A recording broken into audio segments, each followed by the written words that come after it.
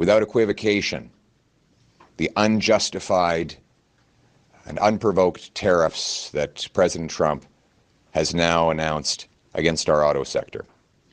These tariffs will damage his workers and his economy, just as they will damage ours.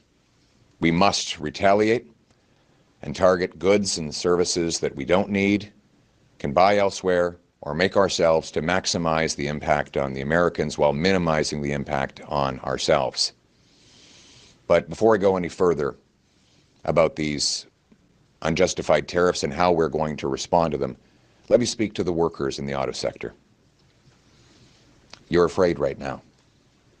You're anxious. You wonder how you're going to pay your mortgage or put food on the table.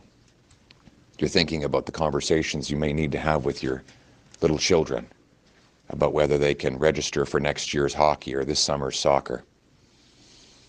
You don't know if you'll be able to stay in the same city or what's going to happen to your future.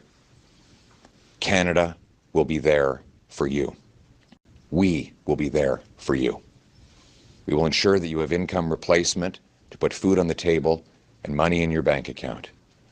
We'll make sure that businesses directly affected will have the liquidity they need to get through this dispute. And we will unite as Canadians to protect our affected sectors. But more than that, we need to become strong, self-reliant, sovereign, so that we can stand on our own 2 feet and stand up to the Americans. What is clear is that 10 years of economic weakness have made us more reliant than ever on the Americans. 75% of our exports go to one country. Almost all of our energy, most of our raw materials go south because we can't get them anywhere else. We need to take drastic action to build an economic fortress in Canada, able to reach other markets around the world, repealing the anti-pipeline law, rapidly building LNG liquefaction plants, mines, factories, expanding and making our ports functional so that we can move our goods to other places around the world, knocking down the barriers between our provinces so that we can trade with ourselves for a change.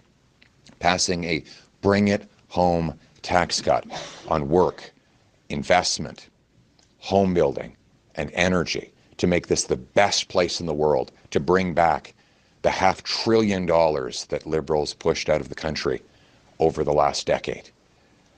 Then and only then will we be able to properly stand up to the Americans and stand up for ourselves. Now is not a time